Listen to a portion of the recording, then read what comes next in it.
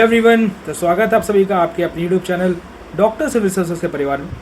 ये मिसलेनियस का वीडियो है पार्ट 1। अब मिसलेनियस क्या होता है ना, विविध बोलते हैं हिंदी में।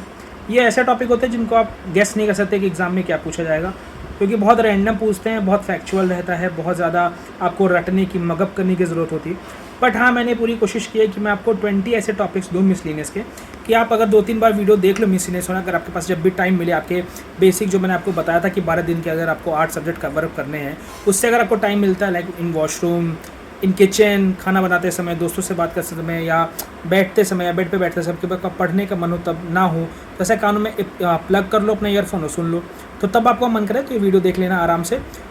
1-1 घंटे की 2 वीडियो डालूंगा, 20 टॉपिक पढ़ाऊंगा उसमें से, और 20 में से आपका समझ लीजिए 15 क्वेश्चन मिसलेनियस के आते हैं। 10 से 15 क्वेश्चन मिनिमम आते हैं, बहुत रैंडम वाले। उसमें से आप 8, अगर 10 आता तो 8 कर लोगे, 15 आता तो 12-13 आराम से कर ले जाओगे। ठीक है, इस पर्पज़ से वीडियो बना रहा हूँ, ज़्यादा इंपॉर्टेंट नहीं है। अगर आपका देखने का मन होगा तो मत देखिएगा, कोई ज़रूरी नहीं है। ठीक है, नोट्स मैं ऑलरेडी टेलीग्राम पर शेयर कर दूँगा, इससे आप लोग को पता है। प्लीज़ अच्छे से पढ़ते रहो। एंड आप लोगों से मैंने एक क्वेश्चन पूछा था कि लाइव आके आप लोग को बहुत सारे क्वेरीज थे अपने एग्ज़ाम के बारे में। 10 दिन बाद जो बचे हैं आपके एग्ज़ाम में, उसके बारे में बहुत सारे आपको डर लग रहा था, बहुत प्रॉब्लम्स थी, तो मैं कभी लाइव आया नहीं हूँ। मैं सोच रहा था आप लोग के साथ लाइव आके इंटरेक्ट कर पाऊँ, क्योंकि डायरेक्टली वैसे मैं कमेंट सेक्शन में कितना इंटरेक्ट कर पाता हूँ, बहुत लोग कमेंट का रिप्लाई भी नहीं कर पाता। कोशिश करता हूँ कि सबके एक कमेंट को मैं रिप्लाई करूँ, बट बहुत ज़्यादा टाइम कंज्यूमिंग है यार, तो मैं एक साथ लाइव आके करना चाहता हूँ। तो अगर आप लोग कहोगे तो मैं कल शाम को 4:30 बजे लाइव आ जाऊंगा एंड आप लोग को सारी इन्फॉर्मेशन बता दूंगा। तो एक बार कमेंट सेक्शन में लिख देना कि आप चाहते हो कि मैं लाइव आके 4:30 बजे करूं। एंड प्लीज़ कल लाइव आऊं तो एक्टिव रहना, बता देना क्या चीज़ कैसे होती है, मुझे कोई आइडिया नहीं है, बहुत ओल्ड स्कूल हूँ। ठीक है, तो आपका वीडियो शुरू करते हैं। तो वीडियो शुरू करने से पहले मैं आप लोग को क्लियरली बताना चाहता हूँ कि जो मिसलेनियस का टॉपिक है, ठीक है, इसका नाम ही मिसलेनियस इसलिए, इसको विविध हिंदी में इसलिए बोलते हैं क्योंकि बहुत ही ज़्यादा अनप्रेडिक्टेबल टॉपिक है। कभी भी कुछ भी एग्ज़ाम में कहीं से भी पूछ सकता है। ऐसे 10 से 15 क्वेश्चन आते हैं। ठीक है, कभी कभी तो रैंडम में 15 से 20 भी हो जाते हैं। ठीक, बहुत रैंडमनेस है इनके क्वेश्चन में, बट कुछ हद तक हम लोग इनको प्रेडिक्ट कर सकते हैं, कुछ हद तक। ठीक है, तो उस प्रेडिक्शन के हिसाब से जितना मैंने प्रीवियस क्वेश्चन उठा के पूरा आप लोग के लिए पूरा एनालाइज़ किया, जितना मैंने पेपर देखा पीसीएस के, यूपी पीसीएस के, यूके पीसीएस के, बिहार पीसीएस के, और जो भी हमारा यूपी SSSC जो भी एग्ज़ाम कराती है, उसके हिसाब से जो मिसलेनियस का मुझे ट्रेंड पता चला, उसमें मैंने कुछ प्रेडिक्शंस किए हैं। उस प्रेडिक्शंस के हिसाब से मैं आपको ओवरऑल 20 टॉपिक्स, मैक्सिमम 20 टॉपिक्स पढ़ाऊंगा। ठीक है, 20 टॉपिक, और उसी 20 टॉपिक से आपके लगभग जो 10 से 15 क्वेश्चन आते हैं ना, उनमें से अगर 10 आते हैं तो आप 8 कर ले जाओगे, और 15 आते हैं तो आप 12 से 13 क्वेश्चन कर ले जाओगे आराम से। ठीक है, इसके बाहर नहीं आएगा। ठीक है, कुछ टॉपिक मैं स्किप करूँगा, मैं उनको नहीं पढ़ाऊँगा, जैसे इंडेक्सेज कि इंडिया की रैंक किस में क्या रही, ये सब, क्योंकि ये करंट अफेयर्स में ऑलरेडी मैं पढ़ा चुका हूँ। ऑलरेडी करंट अफेयर्स में जो इंडेक्स हुआ है, इंडिया की रैंक कौन सी किस चीज़ में कितनी रही है, वो ऑलरेडी वहाँ पे पढ़ा ही रहा हूँ, तो फिर दोबारा पढ़ाने की क्या ज़रूरत है। आपको पहले वो वीडियो आप जाके देख सकते हो। ठीक है, अब कुछ चीज़ और मैं छोड़ दूँगा, जैसे कि सबसे इम्पॉर्टेंट ये जो एग्रीकल्चर और मिनरल डेटा, ये भी इसी में आता है। ठीक है, इसको छोड़ दूंगा कि मैं भाई पढ़ा चुका हूँ। भाई पहले जाके आप वो वीडियो देख लो एग्रीकल्चर और मिनरल डेटा वाला, आप वहाँ से चीज़ें याद कर लोगे। ठीक है, अब जो बाकी जो एक्स्ट्राज में हमारे मिसलेनियस बसते हैं उसको हम लोग देखते हैं। ठीक है, कौन सी चीज़ कहाँ पे किस तरीके से है, रैंडम फैक्ट्स को हम लोग प्रेडिक्ट करने की कोशिश करते हैं, और आपके एग्जाम में इससे बाहर क्वेश्चन नहीं बनेगा, ये गारंटी में दे सकता हूँ। आप एग्जाम देख के आओगे, खुद जान जाओगे। ठीक है, तो सबसे पहला टॉपिक हमारा मिसलेनियस का, उसको बोलते हैं ऑपरेशंस। ठीक है, हमारे गवर्नमेंट ने, चाहे उत्तर प्रदेश की गवर्नमेंट हो या सेंट्रल गवर्नमेंट हो, कौन कौन से मुहिम चलाए किस किस चीज़ के लिए, इससे एक क्वेश्चन या 2 क्वेश्चन कभी कभी आ जाता है, तो ध्यान देते हैं। ठीक है, सबसे पहला है ऑपरेशन कन्विक्शन। आप लोग को स्क्रीन पर दिख रहा होगा, ये है ऑपरेशन कन्विक्शन। ठीक, ऑपरेशन कन्विक्शन, इसका नाम ही ऑपरेशन कन्विक्शन। किसने चलाया? उत्तर प्रदेश सरकार ने चला। क्यों चला इतना जानो, यौन उत्पीड़न के लिए, धर्म परिवर्तन के लिए, गौ हत्या के लिए, इन सब के लिए। ठीक है, कन्विक्शन मतलब हमारा ये प्रतिज्ञा, दृढ़ संकल्प, जो भी आप लोग बोल दो, तो इसका मतलब ये था कि उत्तर प्रदेश गवर्नमेंट ने चलाया ऑपरेशन कन्विक्शन, इसका नाम है। किस लिए? सेक्सुअल हैरेसमेंट को रोकने के लिए, रिलीजियस एंड कन्वर्जन्स को रोकने के लिए, काउ स्लॉटर को रोकने के लिए। ठीक है, नेक्स्ट क्या है? ऑपरेशन करुणा। नेक्स्ट हमारा ऑपरेशन करुणा किसने चलाया है? भारत सरकार ने, हमारे सेंट्रल गवर्नमेंट का ऑपरेशन है ऑपरेशन करुणा। किस लिए चलाया गया था भाई? म्यांमार में क्या आ गया था? साइक्लोन आ गया था, उसका नाम था मोचा। अब मोचा साइक्लोन कहाँ आया था? पहला क्वेश्चन ये आपका बन जाएगा। तो कहाँ आया था? हमारा म्यांमार में आया था। ठीक है, अब उनकी मदद किया हम लोग भाई, बहुत ज़्यादा सबकी मदद करने वाले, तो हमें करुणा आ गई म्यांमार में, तो हम लोग जाके मदद कराए। तो ऑपरेशन करुणा किसके लिए? म्यांमार के ऊपर है। ठीक है, जैसा म्यांमार को ऐसे याद करते, म्यांमार बीमार हो गया तो उसके लिए हम लोग करुणा आ गए, तो जाके ऑपरेशन करुणा कराए। ठीक है, नेक्स्ट हमारा ऑपरेशन कावेरी। ऑपरेशन कावेरी ये भी भारत सरकार का ऑपरेशन है। ऑपरेशन कावेरी भारत सरकार का ऑपरेशन है। ठीक है, किस लिए है ये देख लो हम लोग। सूडान में गृह युद्ध चल रहा है, आप लोग को पता है, ठीक है, गृह युद्ध चल रहा है, इंटरनल डिस्टर्बेंस वहाँ पे हो गई है। तो वहाँ पे भारतीय नागरिक हमारे फंसे हैं, तो उनको लेके आया जा रहा है सूडान से, ठीक है। किससे लाया जा रहा है याद रखोगे, Indian naval ship INS Sumedha, INS Sumedha के द्वारा, INS सुमेधा। ये एरोप्लेन से नहीं ला रहे हैं, आप लोग याद रखना। मोस्टली आप लोग देखते हो जितने भी ऑपरेशन होते हैं उसको एरोप्लेन से लाते हैं। अभी रिसेंटली आपने न्यूज़ सुना था कि जो ईरान में लड़ाई हो रही थी उसमें एरोप्लेन से लाया, फिर वो लोग कह रही हैं कि नहीं हम यहाँ से बस से नहीं जा पाएंगे, हमें प्राइवेट एरोप्लेन करके दो। बेवकूफ़ लोग, कम से कम जान बच के आगे ये नहीं देख रहे, खुद से गए थे देश छोड़ के, वहाँ से सरकार ला रही है तो कोई वैल्यू नहीं है, छोड़ो सब बातें, पॉलिटिकल बातें। Operation Kaveri government of India ने चलाया था, INS सुमेधा उसमें इन्वॉल्व था, बस इतना याद रखो। कहाँ से लाया था ये याद रखना, सूडान। कहाँ से? सूडान, ठीक। नेक्स्ट हमारा ऑपरेशन मर्यादा उत्तराखंड पुलिस ने चलाया था। यूके स्पेशल वालों की बहुत ज़्यादा फेमस है, पर आपको एक बार पता होना चाहिए उत्तराखंड पुलिस ने चलाया था बस, ठीक। केदारनाथ धाम यात्रा के लिए था, टूरिस्टों के लिए। नेक्स्ट क्या है? ऑपरेशन सद्भावना, इंडियन नेवी आर्मी ने चलाया था, इंपॉर्टेंट है, क्वेश्चन आ सकता है। ऑपरेशन सद्भावना किस लिए था? जम्मू कश्मीर में जो हमारे LOC पे जो हमारे रूरल एरियाज़ के लोग रह रहे हैं उनकी मदद करने के लिए। बेसिकली कहने का मतलब है ये जो वहाँ पे जनता रह रही है जम्मू कश्मीर में LOC के किनारे, उनकी मदद करने के लिए ऑपरेशन सद्भावना, sorry for the disturbance, operation सद्भावना, ठीक है। नेक्स्ट हमारा ऑपरेशन दोस्त किसने? भारत सरकार का है, ठीक है। किस लिए था? तुर्की और सीरिया में हमारा भूकंप आया था, एहसान फरामोश, तुर्की और सीरिया पे भूकंप आया था, उसकी मदद हम लोगों ने की थी। ऑपरेशन दोस्त अभी तुर्की न्यूज़ में है तो उसको याद रखना। ऑपरेशन दोस्त भारत ने चलाया था, तुर्की और सीरिया में भूकंप आया था, उनकी मदद करने के लिए, ठीक है। हम लोगों ने उसमें क्या दिया था याद रखना, हॉस्पिटल दिया था, इसका नाम था भीष्म, हॉस्पिटल यूनिट दी थी, इसका नाम था भीष्म, ठीक है। क्यूबिकल हॉस्पिटल होता है, मैं आपको एक्स्ट्रा इन्फॉर्मेशन दे रहा हूँ। नेक्स्ट है ऑपरेशन सद्भाव किसने चला? गवर्नमेंट ऑफ इंडिया ने चलाया। सितंबर 2024 में क्या हुआ था कि टाइफून यागी म्यांमार प्रवेश हुआ था। म्यांमार में एक और टाइफून आया था, क्या नाम था? यागी। लाओस में और वियतनाम में, 3 जगह इसने हिट किया था। कहाँ? म्यांमार, लाओस, वियतनाम, MLV, ठीक है। MLV, MVL, MLV, VLM जैसा आपको याद है उसको ऐसे याद कर लो। हुआ क्या था कि राहत सामग्री पहुँचाए थे हम लोगों ने किसके द्वारा? INS सतपुड़ा के द्वारा। तो सतपुड़ा तो आप लोगों को पता होगा, सतपुड़ा के घने जंगल मध्य प्रदेश वाला एरिया है, तो सतपुड़ा की तरफ से हम लोगों ने पहुँचाया था क्या? सामग्री पहुँचाई थी इन लोग की मदद करने के लिए। ऑपरेशन सद्भाव कौन से साइक्लोन से, कौन से टाइफून से ये लोग पीड़ित थे? ये टाइफून का नाम था यागी। क्या नाम था? यागी। क्या नाम था? यागी, ठीक। अब यागी 4 लेटर हैं इसमें, और हमारे कौन कौन से हुए थे? म्यांमार, लाओस और वियतनाम, MLV, ठीक है, 3 लेटर वाले, ठीक। नेक्स्ट हमारा क्या है? ऑपरेशन राइजिंग सन, उगता हुआ सूरज इसको हिंदी में बोलोगे तो, बट इसका नाम है ऑपरेशन राइजिंग सन, नाम की कोई मीनिंग नहीं होती, इसको समझो, ठीक है। किस लिए था ये? ED के द्वारा चलाया गया था। किसके लिए? ED के द्वारा चलाया गया था, रेवेन्यू इंटेलिजेंस के द्वारा। Revenue intelligence, directorate of revenue intelligence, DRI, इसको ED भी मान सकते हो आप लोग। क्या आ गया था कि गोल्ड स्मगलिंग को बस्ट करने के लिए गया था। 4 स्टेट में सिंडिकेट था गोल्ड स्टगलिंग का, स्टगलिंग कह रहा हूँ, सॉरी फॉर दैट स्टलिन याद आ गया था मुझे गोल्ड से, स्मगलिंग के लिए, ठीक है, स्मगलिंग के लिए, ठीक। नेक्स्ट हमारा ऑपरेशन कामधेनु जम्मू और कश्मीर पुलिस ने चलाई। किस लिए चलाई? कैटल स्मगलिंग को रोकने के लिए। अब कामधेनु है, गाय से रिलेटेड होगा, तो कैटल स्मगलिंग होती थी जम्मू कश्मीर में, उसको रोकने के लिए कामधेनु चलाई, ठीक है।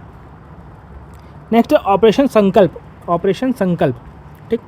मैं आप लोग को थोड़ा सा एक स्टोरी बताना चाहता हूँ, आपको याद हो जाए कैटल स्मगलिंग क्या होती है। देखिए मान लीजिए हमारा बांग्लादेश का बॉर्डर है, एग्जाम्पल दे रहा हूँ, जम्मू कश्मीर भी ऐसे आप लोग इमेजिन कर लो, ठीक है। चलो जम्मू कश्मीर का मान लीजिए जम्मू कश्मीर का बॉर्डर है। अब मान लीजिए कुछ जगह पे हमारे यहाँ इंडियन गवर्नमेंट ने दीवार उठा रखी है, 12-12, 14-14 फीट की दीवार उठा रखी है।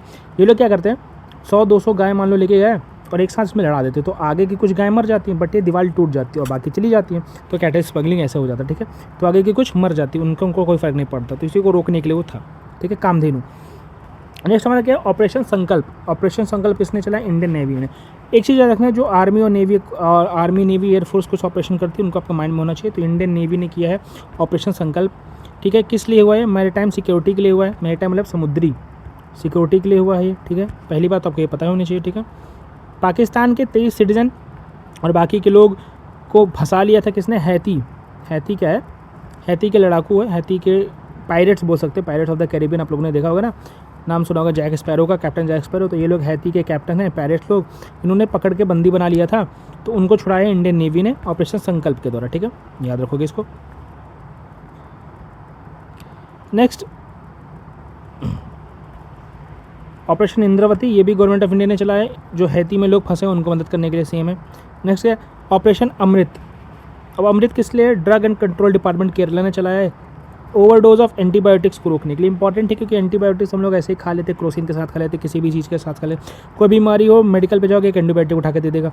तो एंटीबायोटिक का ओवर यूज़ करने से हमारे बॉडी में जो हमारे वायरस, बैक्टीरिया, पैथोजेंस होते हैं वो एक्टिव हो जाते हैं, उनको मारना मुश्किल हो जाता है भाई, वो उसके रोग प्रतिरोधक क्षमता उनकी बढ़ जाती है, हमारी ख़त्म हो जाती है। तो उसको रोकने के लिए ऑपरेशन अमृत चलाया गया, ठीक है। कहाँ पे? केरला में। नेक्स्ट हमारा ऑपरेशन अजय, भारत सरकार ने चलाया। किस लिए चलाया? कि जो इजराइल हमास की लड़ाई हो रही है उससे इंडियंस को ले आ जाए। अब इसको याद रखो, अजय इजराइल हमास। अब अजय और इजराइल थोड़ा सा साउंड नहीं कर रहा है, तो ऐसे याद कर लो। ऑपरेशन अजय इजराइल हमास से भारतीयों को लाने के लिए था, ठीक है। तो इतने सारे मेन कुछ इंपॉर्टेंट ऑपरेशंस थे जो हमारे भारत सरकार ने चलाए थे, जो आपके मिसलेनियस वाले पोर्शन का भाग बने, ठीक है। तो इसको आपके माइंड में होना चाहिए, ओके। भारत वन रिपोर्ट वो 18th वन रिपोर्ट है इंडिया की। 18th ऐसे है कि 1987 से लगातार हर दूसरे साल पे जारी होती है रिपोर्ट, तो इस बार की रिपोर्ट 18वीं है, ठीक है। जो फॉरेस्ट है वो इंडिया के 25.17% के टोटल एरिया के बराबर है, जो कि 8,27,367 8,27,367 किलोमीटर स्क्वायर में है, ठीक है।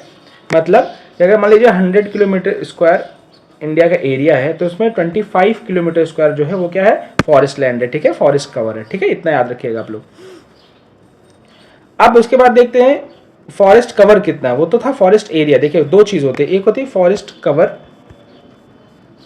एक होती है फॉरेस्ट एरिया, ठीक है। अब फॉरेस्ट कवर मतलब जहाँ पे घने घने पेड़ होते हैं उनको फॉरेस्ट कवर बोलते हैं।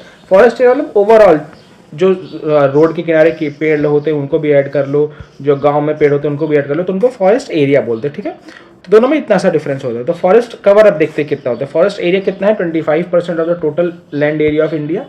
एंड फॉरेस्ट कवर कितना है? वो है 21% ऑफ टोटल लैंड एरिया। मतलब कि मान लीजिए 100 किलोमीटर स्क्वायर का अगर मान लीजिए हमारा है, उसमें से 25% हमारा क्या है? फॉरेस्ट एरिया है। उस 25% में से 21% जो हमारा क्या है? फॉरेस्ट कवर है, ठीक है। याद रखिएगा इसको। उसका अगर हम लोग उसमें देखें, नंबर्स में देखें, तो 7,15,343 किलोमीटर स्क्वायर, 7,15,343 किलोमीटर स्क्वायर, ठीक है। ट्री कवर कितना है इंडिया में? ट्री कवर मतलब कि पेड़ कहाँ पे? देखिए फॉरेस्ट कवर में आपके झाड़ियाँ पेड़ सब आ जाते हैं ना। अब इसमें सिर्फ हम ट्री कवर में सिर्फ पेड़ देखेंगे, झाड़ियों को हटा देंगे, पेड़ कितने हैं, ठीक है। तो 1,12,014 किलोमीटर स्क्वायर के पेड़ है, मतलब 3.41% पेड़ है हमारे यहाँ सिर्फ, ठीक है। मतलब पूरे 25% में से 21% हमारा ओवरऑल कवर है और 21% में से 3% पेड़ है हमारे पास, ठीक है। बाकी श्रब्स, झाड़ियाँ, छोटे मोटे पेड़ ये सब आते हैं, ठीक है। 2021 से 2023 में 1,445 किलोमीटर की वृद्धि हुई है, मतलब इंक्रीज हुआ है। 1,445 किलोमीटर का इंक्रीज हुआ है। मतलब 2021 में मान लीजिए हमारे पास जो था वो 100 था, तो 1,000 था मान लीजिए, तो 2023 में कितना हो गया हमारे पास? 1,445, ठीक है। इस तरह इंक्रीज हुआ है। मान लीजिए 1,000 एग्जाम्पल दे रहा था आपको, 1,445 किलोमीटर का इंक्रीज हुआ है, याद रखिएगा आप लोग। अब इस 1,445 किलोमीटर को भी थोड़ा सा डिफ्रेंशिएट करते हैं, ठीक है। 1,445 किलोमीटर में भी वन आवरण जो है, वन एरिया मतलब जो फॉरेस्ट एरिया है वो 156 किलोमीटर का इंक्रीज हुआ है। और जो फॉरेस्ट कवर है, फॉरेस्ट कवर 1,289 किलोमीटर के स्क्वायर का इंक्रीज हुआ। मतलब कि जो एरिया में इंक्रीज हुआ है वो तो सिर्फ 156 किलोमीटर का इंक्रीज हुआ है, बट पेड़, उस एरिया में पेड़ ज़्यादा लगा दिए गए हैं, श्रब ज़्यादा लगा दिए गए हैं, तो 1,289 किलोमीटर स्क्वायर का उसमें इंक्रीज है, ठीक है। अब हम लोग देखेंगे कि मैक्सिमम इंक्रीज कहाँ कहाँ हुआ। तो मैक्सिमम इंक्रीज जो हुआ वो हुआ छत्तीसगढ़ में, फिर उत्तर प्रदेश में, और फिर ओडिशा में, फिर राजस्थान में। याद रखिएगा कहाँ पे सबसे ज़्यादा हुआ? छत्तीसगढ़, फिर उत्तर प्रदेश, फिर ओडिशा, फिर राजस्थान, ठीक है। Maximum increase. और फॉरेस्ट कवर में मैक्सिमम इंक्रीज कहाँ हुआ? अभी तक हम लोग तो फॉरेस्ट एरिया में मैक्सिमम इंक्रीज यहाँ देखिए। फॉरेस्ट कवर में कहाँ हुआ? मिजोरम में, गुजरात में, ओडिशा में। मैक्सिमम इंक्रीज मिजोरम, गुजरात, ओडिशा, ठीक है। एरिया वाइज अगर हम लोग देखें तो टॉप पे कौन कौन थे? एरिया वाइज ट्री कवर में टॉप पे कौन कौन थे देखते हैं। एरिया वाइज ट्री कवर में टॉप पे कौन कौन था? मध्य प्रदेश, अरुणाचल प्रदेश, महाराष्ट्र। मध्य प्रदेश, अरुणाचल प्रदेश, महाराष्ट्र ट्री कवर में एरिया वाइज टॉप पे थे। अब एरिया वाइज हम लोग देखेंगे टॉप फॉरेस्ट कवर, सिर्फ फॉरेस्ट, ये ट्री कवर था, अब ये फॉरेस्ट कवर में हम लोग देखेंगे तो मध्य प्रदेश एज यूजुअल, अरुणाचल प्रदेश और छत्तीसगढ़। यहाँ महाराष्ट्र था ट्री कवर में, बट फॉरेस्ट कवर में छत्तीसगढ़ आ जाता है, ठीक है। इतना याद रखिएगा। परसेंटेज वाइज मतलब मान लीजिए कि 100% है, तो किसी के पास लैंड है तो उसमें 10% किसी के पास होगा, किसी के पास 20% एरिया होगा, किसी के पास 30% एरिया होगा, तो उसमें परसेंटेज वाइज सबसे ज़्यादा कौन है? तो परसेंटेज वाइज लक्षद्वीप है। मतलब परसेंटेज अगर मान लीजिए लक्षद्वीप के पास 100% की ज़मीन है तो उसमें से 70-80% लैंड है, लक्षद्वीप है सबसे ज़्यादा परसेंटेज वाइज, फिर मिजोरम, फिर अंडमान निकोबार आइलैंड। ठीक है, सबसे ज़्यादा कौन है? Lakshadweep, Mizoram, Andaman Nicobar island percentage wise. ठीक है, एरिया वाइज कौन था आप लोगों ने देखा? एरिया वाइज था मध्य प्रदेश और परसेंटेज वाइज कौन है? लक्षद्वीप टॉप पे। ठीक है, अब एक इंटरेस्टिंग डाटा इस बार पता चला है, वो ये है कि 8 राज्य जो हमारे पास है और यूनियन टेरिटरीज दोनों को मिला के 75% से ज़्यादा वनावरण उनमें पाया गया है। मतलब 8 राज्यों में और यूनियन टेरिटरीज में 75% से ज़्यादा वनावरण, मतलब 75% से ज़्यादा फॉरेस्ट एरिया, फॉरेस्ट कवर पाया गया है। ठीक है, याद रखिएगा इस चीज़ को। कक्ष वनस्पति वो 4992 किलोमीटर स्क्वायर में फैली है। कक्ष वनस्पति मतलब किसको बोलते हैं हम लोग?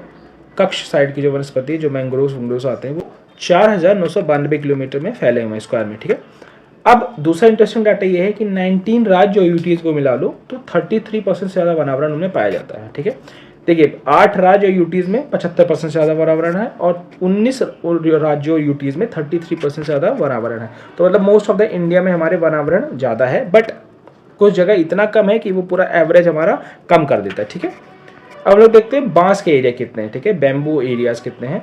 तो 1,54,670 किलोमीटर, 1,54,670 किलोमीटर स्क्वायर हमारा बैम्बू एरिया, जिसमें इंक्रीज हुआ है 5,227 किलोमीटर स्क्वायर का इंक्रीज हुआ है, 5,227 किलोमीटर स्क्वायर का इंक्रीज हुआ है बैम्बू एरिया में। ठीक है,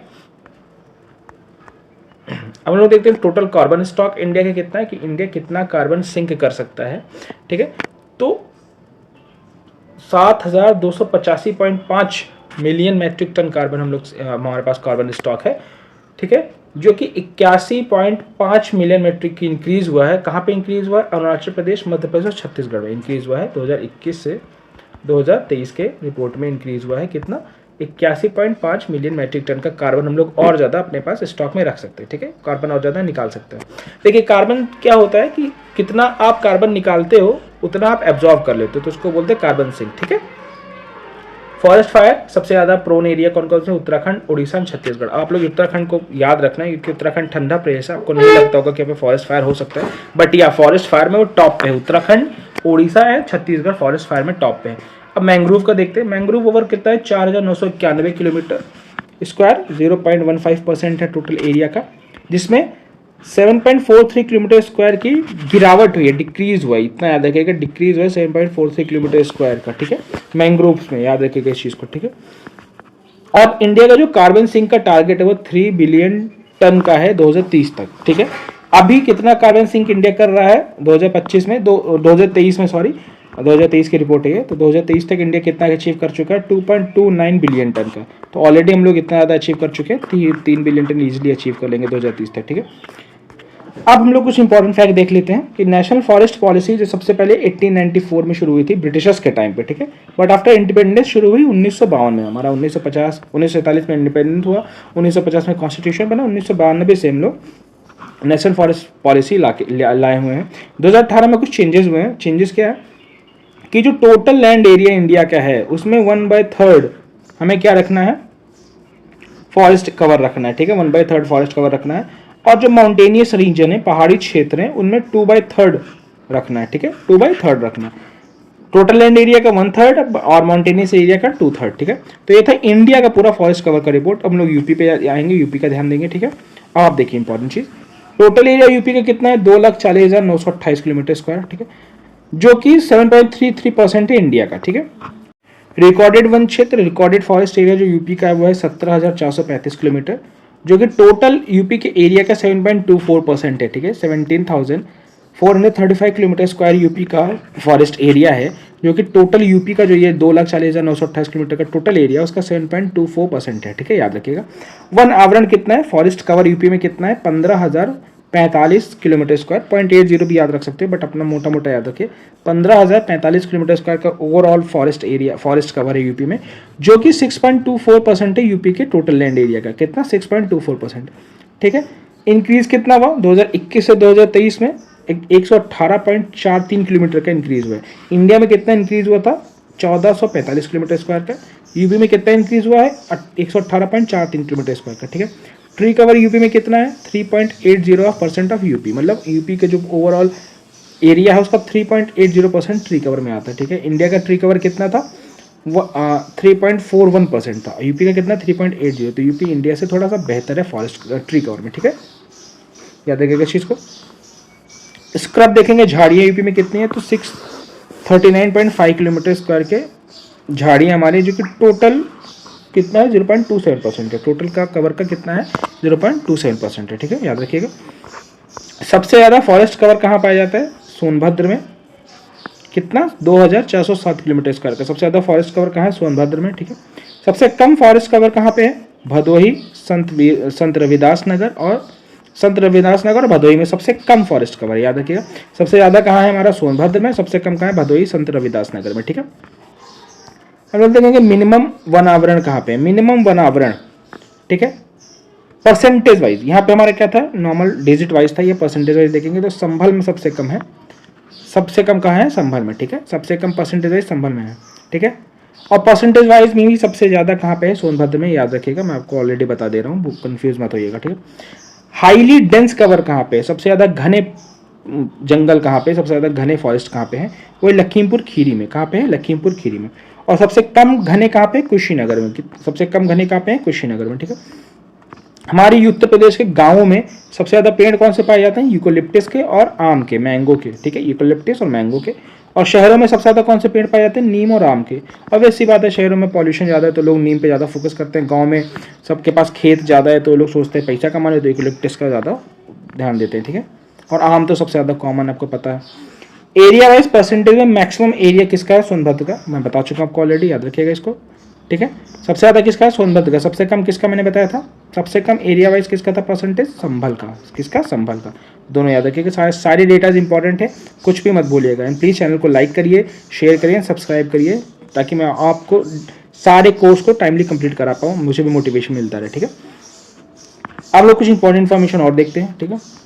हमारे उत्तर प्रदेश में रिजर्व फॉरेस्ट कितने हैं 11,571 किलोमीटर स्क्वायर में रिजर्व फॉरेस्ट है।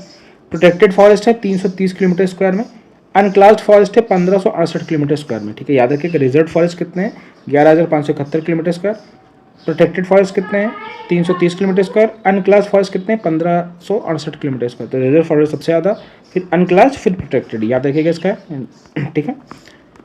अब वनावरण की दृष्टि से टॉप 5 जिले कौन से हमारे पास, वनावरण मतलब फॉरेस्ट कवर की दृष्टि से टॉप 5 कौन कौन से, तो सोनभद्र में सबसे ज़्यादा, फिर लखीमपुर में, फिर मिर्ज़ापुर, फिर पीलीभीत, फिर चित्रकूट, याद रखिएगा सोनभद्र, लखीमपुर, मिर्ज़ापुर, पीलीभीत, चित्रकूट सबसे टॉप 5 में है। परसेंटेज वाइज अगर हम देखें टॉप 5 कौन सा, कि एरिया वाइज अगर परसेंट निकालते हैं तो सबसे ज़्यादा टॉप पे कौन है कि भाई उस एरिया में सबसे ज़्यादा परसेंटेज है, तो सोनभद्र ऑलरेडी टॉप पे दोनों में।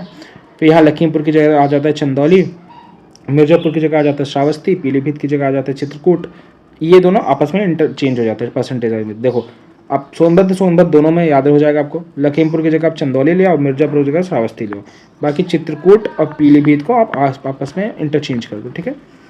अब एरिया वाइज लोवेस्ट कौन कौन से, भदोही संत रविदास नगर में सबसे कम है, मऊ, संभल, कबीर नगर, संत कबीर नगर और बागपत, इसमें एरिया वाइज सबसे कम फॉरेस्ट कवर है, ठीक है, याद रखिएगा फॉरेस्ट कवर भदोही, संत रविदास नगर, मऊ, संभल, संत कबीर नगर, बागपत में सबसे कम है, ठीक है। और लोवेस्ट देखें अगर हम लोग area wise percentage wise, sorry, तो संभल, भदोही, मैनपुरी, बदायूं, मयू, ये था एरिया वाइज, ये था percentage wise, Sambhal, Bhadohi, Mainpuri, Budaun, Mau percentage wise सबसे कम है, ठीक है। फिर हम देखेंगे सबसे ज़्यादा ग्रोथ कहाँ पे हुई 2021 से 2023 में जो ग्रोथ हुई उसमें सबसे ज़्यादा ग्रोथ कहाँ पे हुई, सबसे ज़्यादा ग्रोथ हुई झांसी में, अमरोहा में और इटावा में, याद रखिए झांसी, अमरोहा, इटावा में सबसे ज़्यादा ग्रोथ हुई है। और सबसे कम ग्रोथ कहाँ हुई लखीमपुर में, कानपुर देहात में, पीलीभीत में। ऑब्वियसली बात है लखीमपुर में ऑलरेडी इतना फॉरेस्ट है, ज़्यादा ग्रोथ तो होगी नहीं, अब कम ही हो सकता है, यहाँ से ग्रोथ ज़्यादा होगी नहीं क्योंकि डेवलपमेंट भी तो करना है। तो लखीमपुर में, कानपुर देहात में और पीलीभीत में सबसे ज़्यादा कम ग्रोथ देखी गई, ठीक है। सबसे ज़्यादा डेंस फॉरेस्ट इंडिया में यूपी में कितने हैं 2688 किलोमीटर स्क्वायर का डेंस फॉरेस्ट हुआ है, मतलब 1.1% डेंस फॉरेस्ट है। ओपन फॉरेस्ट कितने हैं 3.46%, दैट इज 8355 किलोमीटर स्क्वायर का ओपन फॉरेस्ट है। ओपन फॉरेस्ट मतलब कि जंगल, रोड साइड के पेड़ सब चीज़ मिला के इतने हैं, ठीक है। तो डेंस फॉरेस्ट से ज़्यादा है ओपन फॉरेस्ट, इतना याद रखिएगा, ठीक है। सर्वाधिक वृक्ष, सबसे ज़्यादा पेड़ जो हमारी यूपी में पाए जाते हैं वो कौन से? साल, सागौन और कुमकुम। देखिए गांव में सबसे ज़्यादा पाए जाते थे यूकेलिप्टस और आम, शहरों में पाए जाते हैं नीम, बट ओवरऑल अगर देखा जाए तो सबसे ज़्यादा साल पाया जाता है, सागौन पाया जाता है, कुमकुम नाम का पेड़ सबसे ज़्यादा पाया जाता है। ठीक है, फॉरेस्ट फायर सबसे ज़्यादा प्रोन जिले कौन से? लखीमपुर, बलरामपुर और महाराजगंज। सबसे ज़्यादा आग यहाँ लगती है जंगलों में, लखीमपुर, बलरामपुर और महाराजगंज में आग लगती है। टोटल वन आवरण का इंक्रीज कितना है? 559 किलोमीटर स्क्वायर का। ठीक है, टोटल वन आवरण का इंक्रीज कितना है? 559 किलोमीटर स्क्वायर का। तो ये थी हमारी फॉरेस्ट रिपोर्ट यूपी की एंड इंडिया की, दोनों की। अब जो दूसरा पार्ट हमारा मिसलिनियस का बनता है वो है बुक्स एंड ऑथर्स। देखो ये हिस्ट्री का भी पार्ट है, ठीक है, क्योंकि हिस्ट्री के कुछ बुक्स हैं, एंशिएंट के, मॉडर्न के, मेडाइवल के, बट मिसलिनियस इसलिए बोलो क्योंकि भाई आपको कभी नहीं पता होता कौन सी बुक का कब पूछ ले। तो जितना हो सका मैंने सब समराइज करके एक ही जगह पे हर चीज़ आपको दे दी है, आपको कहीं परेशान होने की, भटकने की जरूरत नहीं है। ठीक है, करंट टाइम की बुक्स भी इसमें डाल दी है। ठीक है, बाकी जो करंट अफेयर्स में बुक्स रहेंगे वो करंट अफेयर्स का जब क्लास ले ही रहा हूँ तो उसमें आप लोग को पढ़ा ही रहा हूँ। ठीक है, तो आपका बुक्स एंड ऑथर्स वाला टॉपिक यहाँ से कवर अप हो जाएगा। तो सबसे पहले हम लोग देखें एंशिएंट बुक्स कौन कौन सी रही हैं। ठीक है, पूरा ध्यान से देखते हैं स्टार्टिंग से। तो सबसे पहली बुक है अष्टाध्यायी। किसने लिखा है? पाणिनि ने। याद रखेंगे अष्टाध्यायी बहुत बार पूछा गया, ना जाने कितनी बार एग्जाम में। अष्टाध्यायी लिखा है पाणिनि ने। अर्थशास्त्र लिखा है हमारे चाणक्य ने। अर्थशास्त्र लिखा है चाणक्य ने, ऑलरेडी आप लोग को पता होगा। महाभाष्य पतंजलि जी ने लिखा है। महाभाष्य थोड़ा जूम इन कर दे रहा हूँ। महाभाष्य हमारे पतंजलि जी ने लिखा है। बुद्ध चरित हमारे अश्वघोष जी ने लिखा है। बुद्ध चरित हमारे अश्वघोष जी ने लिखा है। ठीक है, महाविभाषा शास्त्र हमारे वासुमित्र जी ने लिखा है। महाविभाषा शास्त्र वासुमित्र जी ने लिखा है। कामसूत्र हमारे वात्सायन ने लिखा है। कामसूत्र हमारे वात्सायन जी ने लिखा है। ठीक है, नेक्स्ट हमारे रघुवंशम, अभिज्ञान शाकुंतलम, कुमार शंभव में सब कालिदास जी की बहुत प्रमुख रचनाएं हैं। जितनी भी लव स्टोरीज आपको अच्छी अच्छी मिलेंगी इन्होंने लिखा है। मालविका अग्निमित्रम इनकी सबसे ज़्यादा प्रमुख रचना, ये भी याद रखोगे। ठीक है, नेक्स्ट मुद्रा राक्षस और देवी चंद्र गुप्तम, ये विशाखा दत्त जी ने लिखी है। मुद्रा राक्षस और देवी चंद्र गुप्तम विशाखा दत्त जी ने लिखी। इसको आप याद रखो, देवी चंद्र गुप्तम मुद्रा राक्षस, क्योंकि देवी चंद्र गुप्तम और कुमार शंभुआ में अभिज्ञान शाकुंतलम में ऐसा कालिदास जैसा साउंड हो रहा है ना। अगर ऑप्शन में कालिदास रहेगा तो आप वहाँ टिक लगा सकते हो। इसलिए प्लीज़ ध्यान से रखिएगा, देवी चंद्र गुप्तम एंड मुद्रा राक्षस विशाखा दत्त जी द्वारा लिखी गई है। ठीक है, नेक्स्ट हमारा नाट्यशास्त्र भरत मुनि ने लिखा है। नाट्यशास्त्र भरत मुनि ने लिखा है। नेक्स्ट हमारा मुद्रा राक्षस विशाखा दत्त, ऑलरेडी आप लोगों को बता चुका। पृथ्वीराज रासो आपका चंद्र बरदाई ने लिखा है। पृथ्वीराज रासो चंद्र बरदाई जी ने लिखा है। मृच कटिका हमारे शूद्रक जी ने लिखा है। मृच कटिका हमारे शूद्रक जी ने लिखा है। मृच कटिका हमारे शूद्रक जी ने लिखा है। सूर्य सिद्धांत आर्यभट्ट की किताब है। आप लोग को पता है आर्यभट्ट साइंटिस्ट भी थे, एस्ट्रोनॉमर भी थे, तो इनका नाम है सूर्य सिद्धांत, इन्होंने दिया था। और वृहत संहिता हमारे वराहमीर ने लिखा था। सबसे बड़े एस्ट्रोनॉमर माने जाते हैं वराहमीर, उन्होंने वृहत संहिता लिखा था। ठीक है, नेक्स्ट हर्षचरित बाणभट्ट जी ने लिखा था। बाणभट्ट पोएट थे, कोर्ट पोएट थे राजा हर्षवर्धन के, तो हर्षचरित बाणभट्ट जी ने लिखा था। ठीक, नेक्स्ट प्रियदर्शिका रत्नावली नागनंद हर्षवर्धन ने लिखा था। बहुत इंपॉर्टेंट है, बहुत बार एग्जाम में पूछा गया है। एक राजा ने किताबें लिखी थी, 3 किताबें थी, प्रियदर्शिका रत्नावली नागनंद। प्रियदर्शिका रत्नावली नागनंद किसने? हर्षवर्धन ने। नेक्स्ट मालती माधव भावभूत जी ने लिखा था। भवभूति ने, मालती माधव भवभूति ने। पृथ्वीराज विजय लिखा था जगनीक ने। अब पृथ्वीराज रासो आप लोग को पता होगा, बट पृथ्वीराज विजय भी लिखा था, जगनीक ने लिखा था। ठीक है, नेक्स्ट कर्पूर मंजरी राजशेखर ने, बहुत बार क्वेश्चन पूछा गया, कर्पूर मंजरी राजशेखर ने। ठीक है, फिर काव्य मीमांसा राजशेखर ने, 2 किताबें राजशेखर ने लिखी, कर्पूर मंजरी काव्य मीमांसा। कर्पूर मंजरी काव्य मीमांसा राजशेखर। फिर कश्मीर का इतिहास राज तरंगिनी किसने लिखी? कलहन ने लिखी। बहुत इंपॉर्टेंट क्वेश्चन है। क्वेश्चन ऐसे इसका 2 बनेगा कि राज तरंगिनी किसकी रचना, बोलोगे कलहन। फिर कश्मीर का इतिहास किसने लिखा? कलहन। कश्मीर के इतिहास का नाम क्या है? राज तरंगिनी, ऐसा। ठीक है, नेक्स्ट राज तरंगिनी लिखा कलहन ने। ठीक है, नेक्स्ट हमारा आईने अकबरी हमारे अकबरनामा अबुल फजल जी ने लिखा। ठीक है, आईने अकबरी इसका नाम है, वैसे इसका नाम अकबरनामा है, लिखा किसने? अबुल फजल ने। ठीक, फिर नेक्स्ट है यामा और नीरजा, ये महादेवी वर्मा जी की बहुत फेमस किताबें हैं। यामा और नीरजा महादेवी वर्मा जी की बहुत फेमस किताबें हैं। फिर सत्यार्थ प्रकाश हमारे दयानंद सरस्वती जी ने लिखा है। सत्यार्थ प्रकाश किसने लिखा? दयानंद सरस्वती जी ने। ठीक है, फिर नेक्स्ट हमारा योगी जी के ऊपर किताब है अजय टू योगी, शांतनु गुप्ता जी ने लिखा है। अजय टू योगी, इसके ऊपर मूवी बन रही है, तो मैं भी पूछ ले एग्जाम में। अजय टू योगी शांतनु गुप्ता जी ने लिखा है।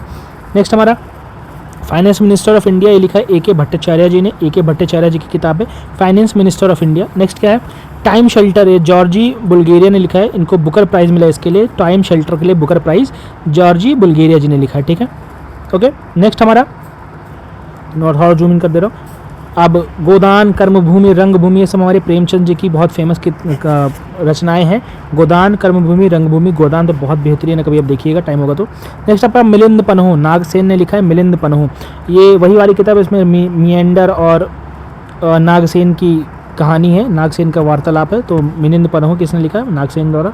विनय पत्रिका कवितावली किसने लिखा? तुलसीदास ने। तुलसीदास जी की और भी किताबें हमारे यहाँ हम लोग को पता है, हनुमान चालीसा वाला और रामायण जी वाला। विनय पत्रिका कवितावली तुलसीदास जी ने लिखा। बुद्ध चरितम अश्व घोष जी ने लिखा। बुद्ध चरितम अश्व घोष ने लिखा।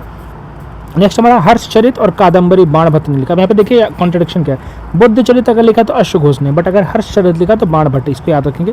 कादम्बरी भी बाणभट्ट ने लिखा, ठीक है। नेक्स्ट इंग्लिश में देख लेते थोड़ा। वेल्थ ऑफ नेशंस लिखा है एडम स्मिथ ने। Wealth of Nations Adam Smith ने, बहुत फेमस किताब है इसलिए याद रखो। Wealth of Nations Adam Smith ने। नेक्टर एंड पॉइजन अमृतलाल नागर। नेक्टर एंड पॉइजन अमृतलाल नागर, ठीक है, मतलब अमृत और विष ऐसा करके कुछ है इसकी हिंदी, ठीक है। नेक्स्ट हमारा इंडिया डिवाइडेड, ये राजेंद्र प्रसाद जी की किताब थी, हमारे पहले राष्ट्रपति श्री डॉक्टर राजेंद्र प्रसाद जी की किताब इंडिया डिवाइडेड, ठीक है। फिर नेक्स्ट हमारा, सॉरी उसको थोड़ा ऊपर हो गया, सॉरी फॉर डिस्टर्बेंस। फिर नेक्स्ट हमारा है इंडियन फिलोसफी लिखी एस राधाकृष्णन जी की किताब थी हमारी, डॉक्टर सर्वपल्ली राधाकृष्णन जी की किताब Indian philosophy. Essay on Gita, ये अरविंदो घोष ने लिखा था, गीता के ऊपर एसे लिखा था उन्होंने, जैसे गाय हमारी माता के ऊपर हम लोग ऐसे लिखते थे, उन्होंने गीता के ऊपर ऐसे लिखा है अरविंदो घोष जी ने। नेक्स्ट हमारी कामायनी जयशंकर प्रसाद जी की किताब है। कामायनी जयशंकर प्रसाद जी की किताब है, ठीक है। नेक्स्ट हमारा पंचतंत्र, विष्णु शर्मा जी की किताब है। पंचतंत्र किसकी किताब है? विष्णु शर्मा जी की किताब है। मधुशाला हरवंश राय बच्चन जी की किताब है। हरवंश राय बच्चन जी की बहुत ही फेमस किताब है मधुशाला। नेक्स्ट हमारा भारत भारती, मैथिली शरण गुप्त जी की किताब है, जिसको राष्ट्रकवि गांधी जी ने कहा था। गांधी जी ने राष्ट्रकवि किसे कहा था? मैथिली शरण गुप्ता को। याद रखोगे उनकी किताब का नाम है भारत और भारती, ठीक है। नेक्स्ट हमारा मैला आंचल, फणीश्वरनाथ रेणु जी की किताब है मैला आंचल। फणीश्वरनाथ रेणु मैला आंचल, ठीक है। नेक्स्ट चिदम्बरा किसकी? सुमित्रा नंदन पंत की किताब है चिदम्बरा किसकी किताब है? सुमित्रा नंदन पंत जी की। चिदम्बरा सुमित्रा ऐसा कुछ याद रखो ना, चिदम्बरा सुमित्रा याद हो जाएगा आपको, ठीक है। नेक्स्ट हमारा क्या है? सॉरी फॉर द डिस्टर्बेंस, फिर से, ठीक। इंडिया विंस फ्रीडम, ये किसने लिखा है? अबुल कलाम आज़ाद जी ने लिखा है India wins freedom. Abul Kalam Azad ji की किताब थी India wins freedom. Next song of India, Sarojini Naidu ji ने, नाइटिंगेल बोलते थे इनको, कोकिला, Sarojini Naidu, song of India. Next हमारे मिडनाइट चिल्ड्रन, ये सलमान रश्दी जी की किताब थी। मिडनाइट चिल्ड्रन सलमान रश्दी जी की किताब है मिडनाइट चिल्ड्रन। फिर लाइफ डिवाइन, ये अरविंद घोष जी की किताब है लाइफ डिवाइन, ठीक है। नेक्स्ट हमारा गीता रहस्य, बाल गंगाधर तिलक जी ने लिखा गीता रहस्य, बहुत ज़्यादा इंपॉर्टेंट किताब है इनकी गीता रहस्य। नेक्स्ट हमारा प्रिजनर लाइफ लिखा सच्चिदानंद सान्याल ने, सान्याल इनको बोलते हैं, प्रिजनर लाइफ। क्वेश्चन पूछता है प्रिजनर लाइफ किसने लिखा, तो आपको लगेगा मोस्टली गांधी जी जेल में रहे या जवाहरलाल नेहरू जी जेल में रहे, बट नहीं, सच्चिदानंद सान्याल जी ने प्रिजनर लाइफ लिखा, ठीक है। अनहैप्पी इंडिया लिखा लाला लाजपत राय जी ने, अनहैप्पी इंडिया, ठीक है। Next the idea of justice, Amartya Sen ji की किताब है, idea of justice Amartya Sen, next क्या है? नेक्स्ट हमारा थोड़ा जूम कर दो, साक्षी भव, ज्योतिपुंज और एग्ज़ाम वॉरियर, नरेंद्र मोदी जी की किताब है। याद रखना बहुत ज़्यादा इंपॉर्टेंट है, इनके 10 साल हो रहे हैं इस बार, 11वां साल 2025-26 में शुरू हो जाएगा, 2014 से आए हुए हैं मोदी जी हमारे। तो एग्ज़ाम वॉरियर इन्होंने लिखी, ज्योतिपुंज इन्होंने लिखी और साक्षी भव इन्होंने लिखी, ठीक है। नेक्स्ट हमारा वेस्टर्न लेन लिखा है हमारे चेतना मारू जी ने, बुकर प्राइज़ 2023 का इनको मिला है, वेस्टर्न लेन वाला, ठीक है। अब नेक्स्ट हमारा टॉपिक जो मिसलिनियस का वो इंपॉर्टेंट डेज और थीम ज़्यादा इंपॉर्टेंट नहीं है, बट डेज याद रखो, थीम तो करंट के इंपॉर्टेंट है, डेज बस याद कर लो, ठीक है। अब फैमिली डे ग्लोबल वाला 1 जनवरी को मनाते हैं हम लोग। ब्रेली डे हम लोग 4 जनवरी को मनाते हैं। ब्रेली क्या होता है? वो जो अंधे लोग पढ़ना लिखना सीखते हैं ना, डॉट वाला, उसको ब्रेली सिस्टम बोलते हैं, तो वो 4 जनवरी को मनाते हैं, ठीक है। फिर नेक्स्ट हमारा प्रवासी भारतीय सम्मेलन, प्रवासी भारतीय दिवस जिसको बोलते हैं, वो NRI डे 9 जनवरी को मनाते हैं। ये आप इस पर आप फोकस नहीं करेंगे, इस पर फोकस नहीं करेंगे आप, ये करंट में आएगा वो बताएंगे, बट डे आप याद रखो 9 जनवरी को मनाते हैं, ठीक है। नेक्स्ट हमारा क्या है?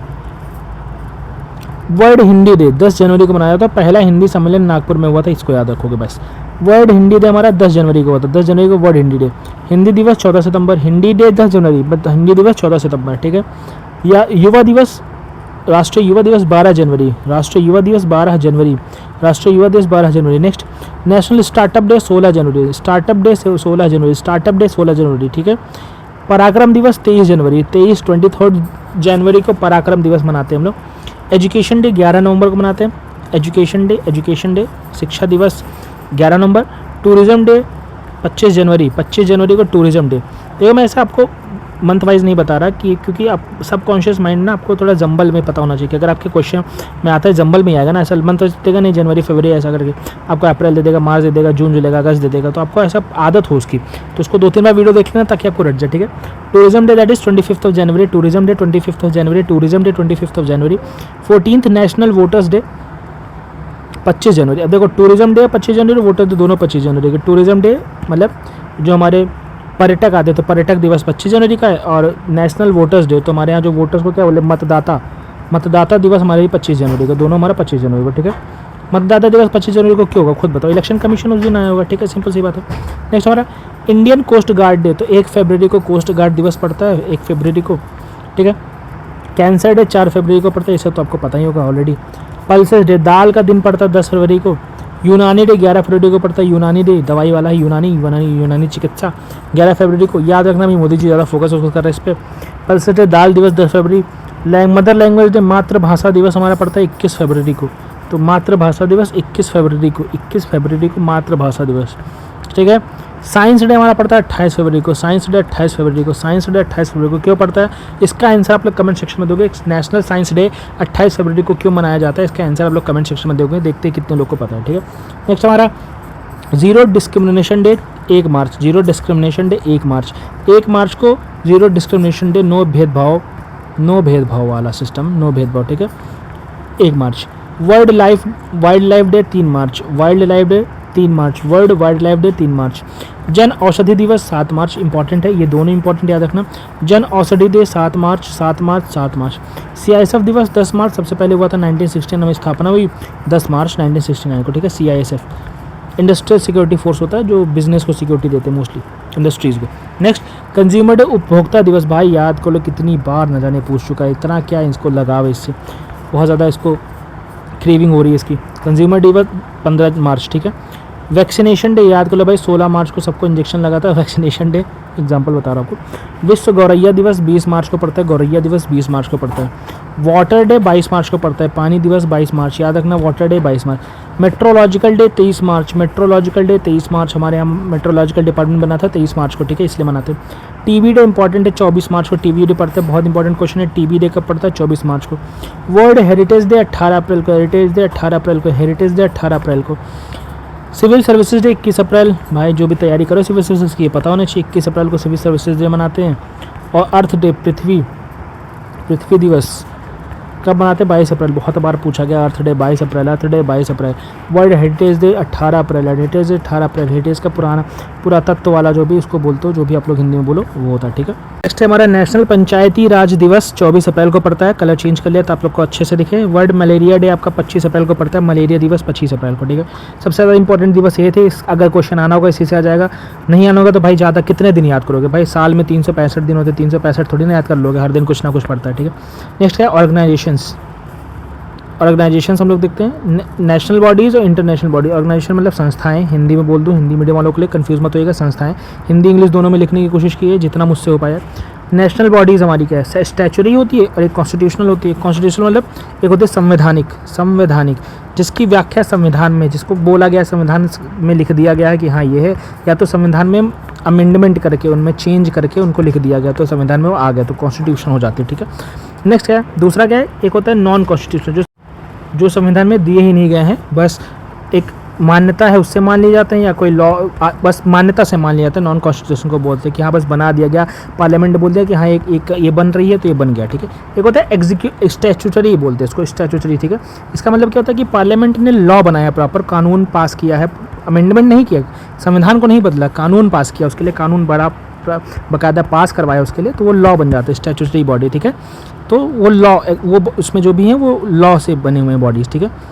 और इंटरनेशनल बॉडी हमारी जैसे ब्रिक्स, बिम्स्टेक, जो भी हम लोग जिसमें 3-4 देश शामिल होते हैं, भारत देश में शामिल, उसको इंटरनेशनल बॉडीज़ दे बोलते हैं, ठीक है। अब इंपॉर्टेंट क्या क्या है सबसे पहले देख लो, आर्टिकल्स कुछ इंपॉर्टेंट है, कौन कौन से उसके होते हैं बॉडीज़ कौन कौन सी कॉन्स्टिट्यूशनल वाला उसको देख लेते हैं, ठीक है। अभी देखो अटॉर्नी जनरल कॉन्स्टिट्यूशनल बॉडी है, आर्टिकल 76 में दिया हुआ है, आर वेंकटमणि इस समय है, ठीक है। CAG आर्टिकल 148 में दिया, गिरीश चंद्र मुर्मू जी हैं, ठीक है। ऐसा था, याद कर लो। CAG अभी बदले हुए हैं, करंट अफेयर्स में आप लोग देख लीजिएगा, बट मोस्टली हमें याद करना, ठीक है। CAG आर्टिकल 148 में दिया हुआ है, मतलब कॉन्स्टिट्यूशनल बॉडी है। अटॉर्नी जनरल आर्टिकल 76 में दिया है, कॉन्स्टिट्यूशनल बॉडी, ठीक है। इलेक्शन कमीशन हमारा 324 से 329 के बीच में दिया है, ये भी क्या है, कॉन्स्टिट्यूशनल बॉडी है। फाइनेंस कमीशन हमारा आर्टिकल 280 में दिया है, भी कॉन्स्टिट्यूशनल बॉडी, ठीक है। नेक्स्ट हमारा क्या है, NCSC हमारा national commission for schedule class, ये भी क्या है, आर्टिकल 338 के अंदर दिया है, भी कॉन्स्टिट्यूशनल बॉडी है। नेक्स्ट हमारा NCST और NCBC भी कॉन्स्टिट्यूशनल बॉडी है, शेड्यूल ट्राइब के लिए और बैकवर्ड क्लास के लिए, ठीक है। दोनों 38A और 38B में दिया, तो कॉन्स्टिट्यूशनल बॉडी। अब नॉन कॉन्स्टिट्यूशनल पूरा नीति आयोग हमारा non constitutional, national development council non constitutional है, CBI नॉन कॉन्स्टिट्यूशनल, स्टैचुरी में हमारा SEBI, NHRC, NCM, NGT, NCW, CVC, NCPCR, NABARD, अनालसा, ये सब हमारा किस में आता है, स्टैचुटरी बॉडी में, ठीक है। आप लोग को समझ गए होंगे ये चीज़, ठीक। अब नेक्स्ट हमारा इंपॉर्टेंट क्या है कि हम लोग देखते हैं इंपॉर्टेंट ऑर्गेनाइजेशन जिसमें भारत पार्ट लेता है और विश्व की कौन कौन सी संस्थाएं हैं। इसलिए मैं पूरा कॉन्स्टिट्यूशनल नॉन कॉन्स्टिट्यूशनल पढ़ा था कि आपको भारत से लेकर के, भारत से शुरुआत करूँ, इंडिया से शुरुआत करूँ, वर्ल्ड लेवल तक लेके जाऊँ, ठीक है। अब समझो इसको ध्यान से। रेड क्रॉस सोसाइटी ये जिनेवा में है, 1863 में बनी थी, भारत इसका पार्ट है, रेड क्रॉस सोसाइटी का, ठीक है। नेक्स्ट बीमस्टेक आप लोग का नाम सुना होगा, ठीक है, इंपॉर्टेंट भी है बहुत ज़्यादा। 7 देश हैं इसमें, 7 कंट्रीज़ हैं, ढाका में इसका मुख्यालय है।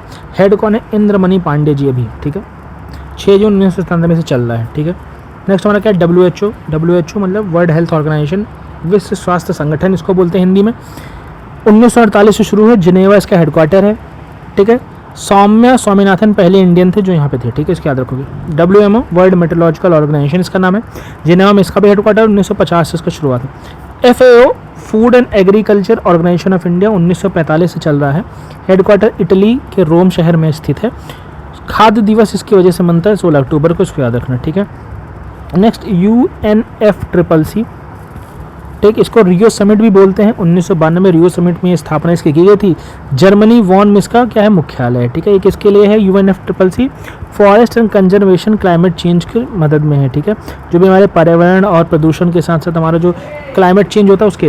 फिर हमारा COP 27 जो शर्म शेख में हुआ था इजिप्ट में, याद रखोगे। COP 28 हमारा दुबई UAE में है। और ADB होता है, एशियन डेवलपमेंट बैंक इसको बोलते हैं, एशियन डेवलपमेंट बैंक।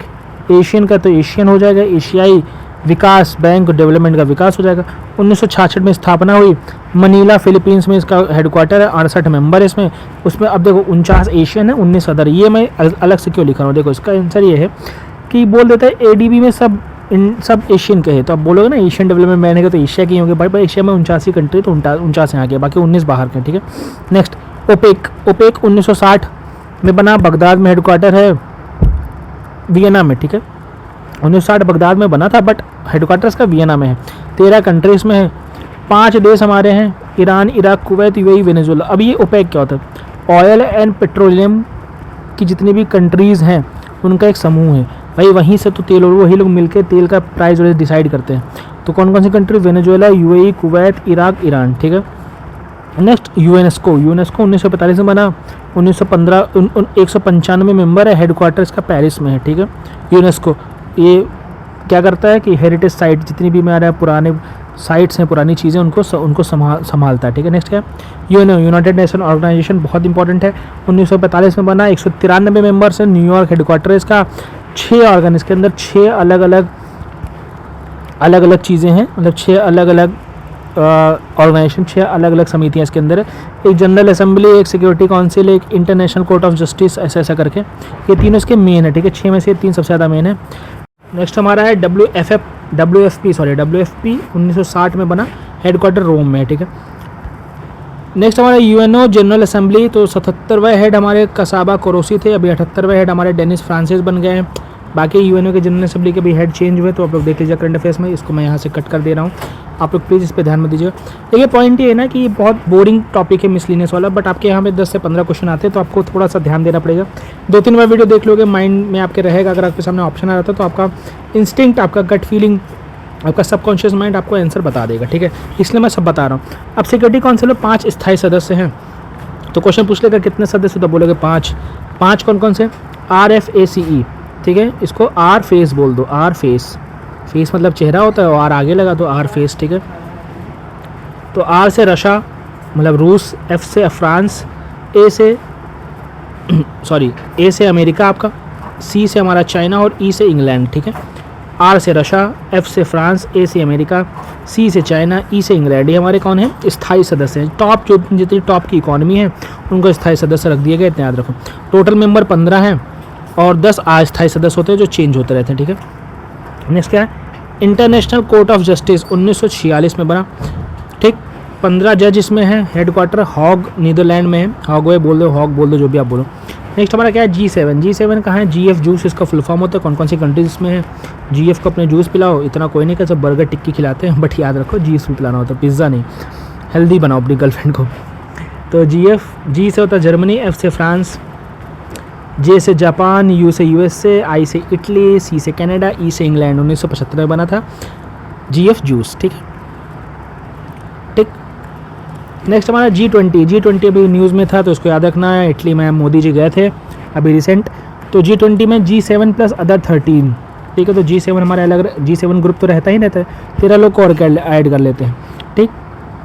अब 13 में एक आता है हमारा सीधा EU यूरोपियन यूनियन, इसमें 27 कंट्री एक साथ ऐड हो जाते हैं और 19 अलग अलग कंट्री है, ठीक है। तो नाम तो बस G20 है, बाकी है कितनी, 27 इधर और 19 इधर, ठीक है। ये टोटल कंट्री इतनी है, ठीक। अब इंडिया ने क्या किया, अफ्रीकन यूनियन को ऐड कर दिया तो G21 हो गया, बट नाम इसका G20 ही रखते हैं। अफ्रीका यूनियन को ऐड करते हैं, एक यूनियन में 55-56 कंट्रीज़ हैं अफ्रीकन यूनियन में, सोचिए कितनी बड़ी ये चीज़ है G20। नेक्स्ट क्या कि हमारे इंडिया में जब हुआ था तो 18th प्रेसिडेंसी थी, शेरपा हमारे अमिताभ कांत जी बने थे, इसको याद रखना। बाकी इटली वाला इंपॉर्टेंट नहीं है, मोदी जी हमारे एज गया था अभी गेस्ट बन के, याद होगा आपको। मेलोडी बहुत हो रहा था फिर से। अब अंगटैड UNCTAD 1964 में बना, जिनेवा में है, 195 मेंबर है, ठीक है। मोस्ट जितने मेंबर्स 195 होते हैं किसी भी में, इतना याद रखो। नेक्स्ट UNDP 1965 हेडक्वार्टर न्यूयॉर्क में है। UNICEF 1946 हेडक्वार्टर न्यूयॉर्क में है। क्वाड, अब इंपॉर्टेंट है क्वाड क्योंकि इंडिया है इसमें भाई, तो क्वाड 2007 में बना है। कौन कौन से इसमें क्वाड में, अमेरिका है हमारा, जापान है हमारा, ऑस्ट्रेलिया है हमारा, इंडिया है हमारा, 4 लोग हैं, ठीक है। SCO इसको याद रखो, SCO संघाई कॉर्पोरेशन ऑर्गेनाइजेशन करके इसका फुल फॉर्म है। SCO में ईरान जो हमारा लेटेस्ट बना है, लेटेस्ट ईरान बना था 2017 में, 2001 तक इसके साथ 9 मेंबर थे, अभी 10 हो गए। 21वीं समिट हमारी तजाकिस्तान में हुई है, 2023 में हमारी इसकी समिट हुई थी 22वीं, और अभी जो होगी वो करंट में होगा, मैं आपको बताऊंगा करंट में, ठीक है, वहाँ से पढ़ लेना। नेक्स्ट UNEP 1972 में बनी, नायरोबी उसका हेडक्वार्टर है, हेड उसके इंगर एस्टन है, इसको याद रखने की जरूरत नहीं, ये नहीं पूछता है UNEP हेडक्वार्टर का, इतना पूछ लेता है बस, ठीक। WEF हमारा, WEF का हेडक्वार्टर कहाँ है, स्विट्ज़रलैंड में, इसको याद रखो। IUCN का कहाँ है, स्विट्ज़रलैंड में, ग्लैंड IUCN का है स्विट्ज़रलैंड। नेक्स्ट हमारा ब्रिक्स, इंपॉर्टेंट है भाई क्योंकि भारत है इसमें। ब्रिक्स 2006 में शुरू हुआ, साउथ अफ्रीका ने ज्वाइन किया 2010 में, तो स्टार्टिंग में साउथ अफ्रीका नहीं था, ये ब्रिक ही था, एस बाद में जुड़ा है तो ब्रिक्स हो गया, ठीक है। 5 नए मेंबर इसमें जुड़े हैं, नाम नहीं बदला गया है बट याद रखना 5 नए member, Egypt, Ethiopia, Iran, UAE, Saudi.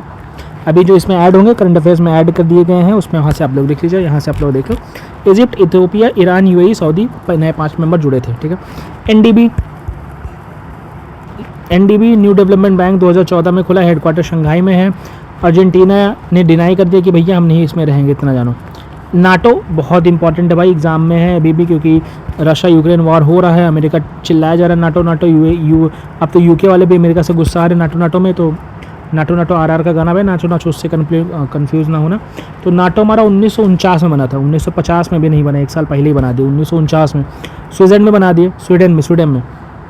Brussels Belgium में इसका हेडक्वार्टर, इतना याद रखो। अब इसमें ऐड होते रहते हैं लोग, अभी रिसेंटली स्वीडन ऐड हुआ था, 3200 मेंबर था, अभी कोई नया ऐड होगा तो नाटो न्यूज़ में होगा तो उसमें मैं बता दूंगा जब कोई नया ऐड होगा तो, ठीक है।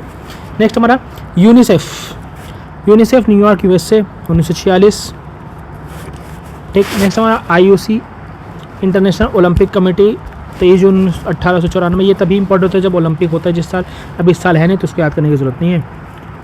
International Court of Justice Hague Netherlands बता चुका ऑलरेडी। एशियान, ये इंपॉर्टेंट है क्योंकि इसमें एशिया की बात हो रही है, तो एशियान में जकार्ता इंडोनेशिया में इसका हेडक्वार्टर है कौन कौन, Thailand, Vietnam, Myanmar, combo, Laos, Indonesia, Malaysia, Philippines, ठीक है। ये सब है इसमें, और सिंगापुर, इतने कंट्रीज़ हैं। जो हमारी ये वाली कंट्रीज़ है ना, ये इधर वाली जो हमारा इंडिया पड़ता है, इधर हमारा बे ऑफ बंगाल है, तो इधर ये कंट्रीज़ हैं, ये आइलैंड वाली, इनका है एशियान, ठीक है। वर्ल्ड बैंक का हेडक्वार्टर वाशिंगटन डीसी में है। फीडे का हेडक्वार्टर लुज़ान है, स्विट्ज़रलैंड में है। FATF का हेडक्वार्टर हमारा पेरिस, फ्रांस में है, यूनेस्को को। और ILO का हेडक्वार्टर 1919 में बना है, जेनेवा हेडक्वार्टर है। IMO का हेडक्वार्टर 1958 में लंदन में है, ठीक है। इतना याद रखो, मेट्रोलॉजिकल वाला बता चुका हूँ। WMO सब आपको बता चुका। सिप्री याद कर लो, स्टॉकहोम कन्वेंशन स्वीडन में है, ठीक। बाकी इंपॉर्टेंट नहीं है। अब हम लोग देखते हैं नेक्स्ट टॉपिक हमारा, ट्रॉफीज़ इन स्पोर्ट्स। अब कौन से स्पोर्ट्स में कौन सी ट्रॉफीज़ होती है, तो कुछ स्पोर्ट्स के कुछ इंपॉर्टेंट ट्रॉफीज़ हैं वो याद कर लो। कभी कभी पूछ लेता है ये ट्रॉफी किससे रिलेटेड है, तो मिसलेनियस में इसलिए मैं उसको डाल दिया हूँ। वेलिंगटन कप हमारा रोविंग में आता है, रोविंग मतलब जो नाव चलाते हैं उसमें, ठीक है। संतोष ट्रॉफी, इरंड कप और ला लीगा, ये फुटबॉल के नाम है। Santosh, La Liga, Durand cup सब फुटबॉल के नाम है, ठीक है। Thomas cup, Uber cup, Narang cup, Sophia, ये सब बैडमिंटन का नाम है। Thomas, Uber, Narang, Sophia. अब देखिए, ये देखने के बाद अब स्पोर्ट्स वाले करंट अफेयर जो मैंने पढ़ाई है वो वीडियो उठा के पूरा देख लीजिएगा। इसमें जो करंटली जो इन सब चीज़ों में जीते हैं उनका नाम है, भाई याद रखना। स्पोर्ट्स आपके 4 क्वेश्चन मिनिमम आते हैं भाई, तो प्लीज़ उसको मिस मत करना। 4 क्वेश्चन मतलब आपके 4 नंबर हैं, फ्री के हैं, ठीक है, मत मिस करना। वहाँ मैक्सिमम 1 घंटे का वीडियो, 1 घंटे में 4 क्वेश्चन कर ले रहे हो, और क्या चाहिए आपको, ठीक है। Thomas cup, Uber cup, Narang cup, Sophia cup badminton के होते हैं। नेक्स्ट हमारा डेविस, मिकुमी, इटालियन, ये सब टेनिस के हैं। बाकी विंबलडन टेनिस होता है, आपको पता है, ठीक है। नेक्स्ट क्या है, बर्ना बेलॉक, ट्रेवनकोर और रामानुजा, ये सब टेबल टेनिस के हैं। भाई देखो, मैं वो सब नाम रख रहा हूँ जो यूनिक है, जिनके कप आपको कभी पता ही नहीं होगा। अब टेबल टेनिस का कप आपको बर्ना बेलॉक कैसे पता होगा, ट्रेवना कैसे पता होगा, रामानुजा कैसे पता होगा, और यही क्वेश्चन में आ जाता है, क्योंकि उनको पता ना, बच्चे इस पर ज़्यादा ध्यान नहीं देते। बिलियर्ड्स का आर्थर वॉकर और थॉमस कप 2 है। थॉमस और आर्थर वॉकर किसका है, बिलियर्ड्स का, ठीक है। Walker Cup, Ryder Cup, Solheim Cup, Muthiah Cup, ये सब गोल्फ के हैं। गोल्फ कौन खेलता है भाई इंडिया में, कोई बहुत नाम बताओ उनका। मैंने भी जब करंट अफेयर्स पढ़ाया था स्पोर्ट्स वाला, मैंने उनका नाम बताया है। 2 ही लोग हैं जो गोल्फ इंडिया में बहुत अच्छे खेलते हैं, वो हमेशा फेमस हैं, तो उनका नाम आप लोग कमेंट सेक्शन में लिख के बताओगे। Walker Cup, Ryder Cup, Solheim Cup, Muthiah Cup golf के लिए है, ठीक है। नेक्स्ट चेस के लिए इंपॉर्टेंट है भाई, चेस फेमस होता जाए तो याद रखना। Limca, Rapid, Naidu, Khetan, Naidu, Limca, Rapid, ठीक है। वॉलीबॉल का इंदिरा प्रधान और फेडरेशन कप वॉलीबॉल होता है। पोलो का होता है इजरा, किंग्स कप, स्क्विंजर कप। अब पोलो में बताओगे कौन सा ऐसा राजा था तो पोलो खेलते मर गया था, इसका आंसर आप लोग करंट सेक्शन में दोगे, ठीक है। इजरा कप, किंग्स कप और स्विट्जरलैंड कप, क्या स्क्विंजर कप, ये हमारा किस में, पोलो में, ठीक है। नौकायान हमारा जो होता है उसमें वेलिंगटन मिलता है, नेहरू और अमेरिकन। नेहरू वाला कहाँ मिलता है, इसका आंसर आप लोग बताओगे, मैं बता चुका हूँ, कमेंट सेक्शन में इसका आंसर बताओगे नेहरू कप कहाँ है नौकायान का, ठीक है। नेक्स्ट हमारा ओलंपिक्स इंपॉर्टेंट नहीं है बट फिर भी देख लेते हो, कुछ बेसिक है इसमें। 1896 से शुरू हुआ, एथेंस ग्रीक से। कम्युनिटी ओलंपिक अपनी 23 जून 1894 बनी है, ठीक है। फ्लैग में 4 महाद्वीपों के नाम, 5 महाद्वीपों के नाम है, अंटार्कटिका को छोड़ दिया उन्होंने।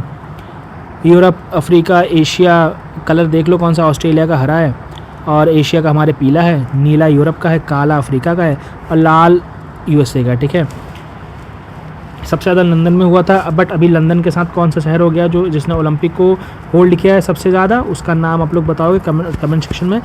मैंने स्पोर्ट्स के करंट अफेयर में अच्छे से पढ़ा के आप लोगों को बताया, ठीक है। कितने झंडे में कितने कलर होते हैं, 6, एक सफ़ेद वाला होता है ना जो झंडा का होता है, ठीक है।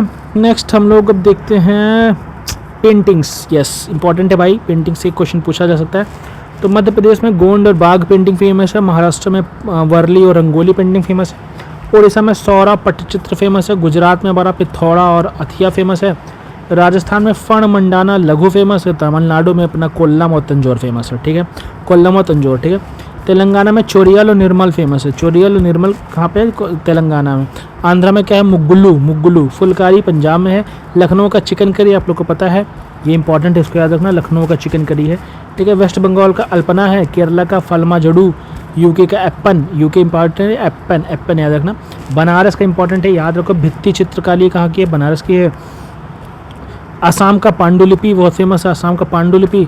और उत्तर प्रदेश का और कौन सा, चौकपूर्णा, सोनारखा, ये दोनों याद रखना। चौकपूर्णा, सोनारखा उत्तर प्रदेश के हैं, चौकपूर्णा, सोनारखा उत्तर प्रदेश के हैं, चौकपूर्णा, सोनारखा उत्तर प्रदेश के हैं।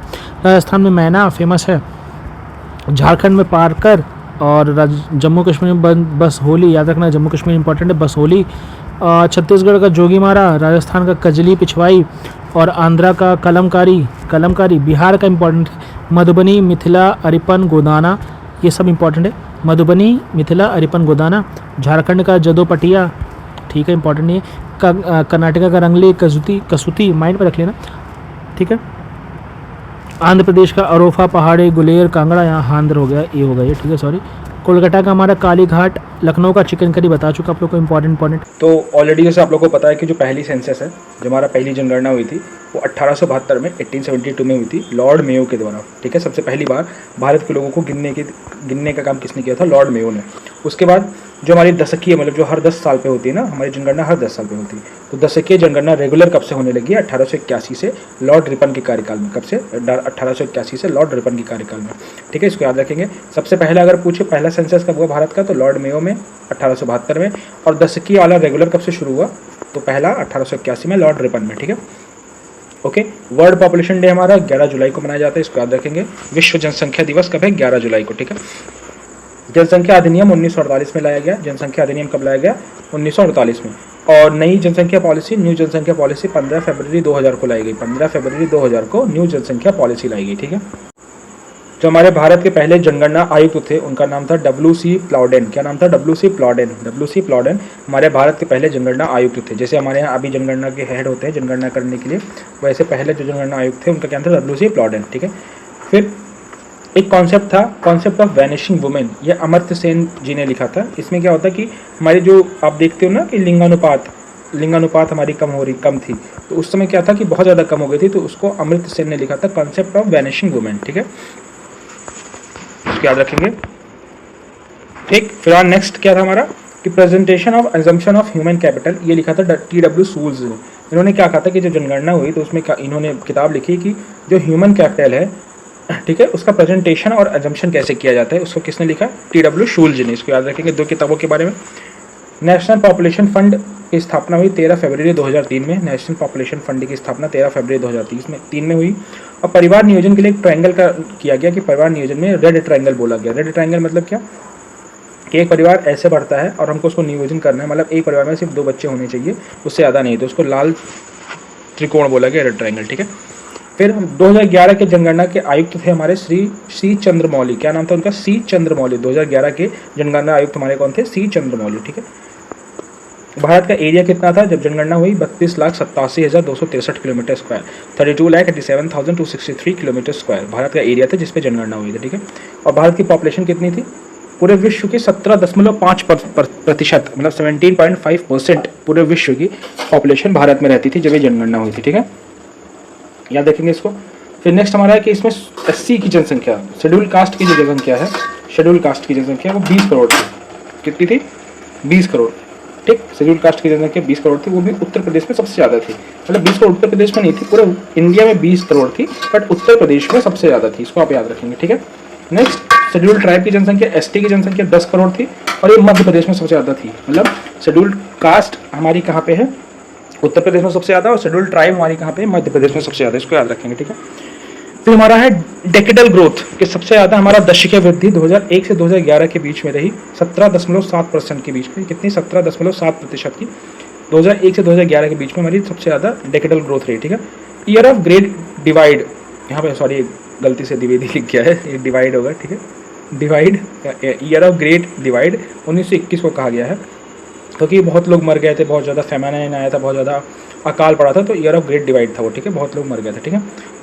सर्वाधिक जनसंख्या हमारी कहाँ पे है? दिल्ली में, फिर मुंबई में, फिर कोलकाता में, ठीक है। अगर शहर वाइज देखें तो सर्वाधिक हमारी दिल्ली, मुंबई और कोलकाता, ठीक है। सर्वाधिक नगरीकृत राज्य जो हमारा है कि कौन से राज्य में सबसे ज़्यादा नगरीकरण है, मतलब कि वहाँ पे गांव कम है, शहर ज़्यादा है, ठीक है, वो है गोवा सबसे ज़्यादा, फिर तमिलनाडु, फिर केरला, फिर मध्य प्रदेश, फिर महाराष्ट्र, सॉरी। कैसे? देखिए, अब गोवा हमारी पोर्टुगीज़ के टाइम पे था, छोटा सा जगह है, तो पोर्टुगीज़ ऑब्वियसली वो लोग वहाँ पे फ्रेंच कॉलोनी, पोर्टुगीज़ कॉलोनी बनी हुई है, तो गोवा ऑलरेडी क्या था? पहले से ही डेवलप था, तो वो नगरीय जनसंख्या में था। फिर तमिलनाडु में 48.45% के साथ सेकंड पे, केरल थर्ड पे और महाराष्ट्र फोर्थ पे, ठीक है। इसको याद रखेंगे, सर्वाधिक नगरीय जनसंख्या में। फिर ग्रामीण जनसंख्या में अगर देखें तो मध्य प्रदेश सबसे ज़्यादा 10% के साथ, फिर बिहार, फिर असम, फिर उड़ीसा, ठीक है। मध्य प्रदेश, बिहार, असम, उड़ीसा किसमें? सर्वाधिक ग्रामीण संख्या में, ठीक है।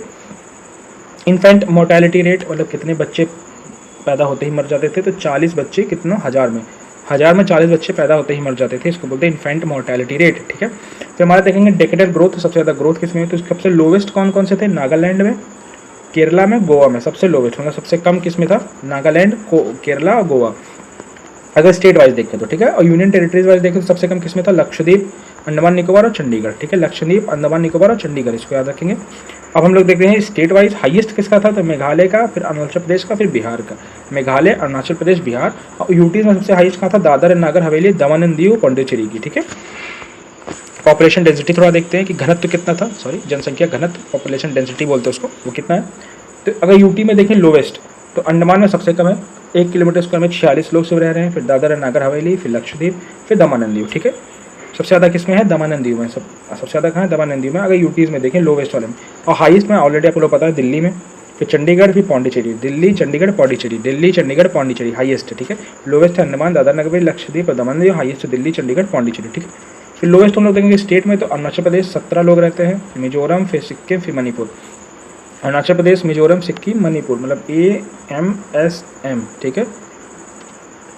इसको आप ऐसे लगेंगे MMSM, ठीक है, MMS, सॉरी MMS है, ठीक है। अरुणाचल प्रदेश, मिजोरम, सिक्किम, मणिपुर, ठीक है। हाईएस्ट कहाँ पे है हमारी, बिहार में सबसे ज़्यादा लोग रहते हैं, चिपक के, फिर पश्चिम बंगाल, फिर केरल, फिर उत्तर प्रदेश।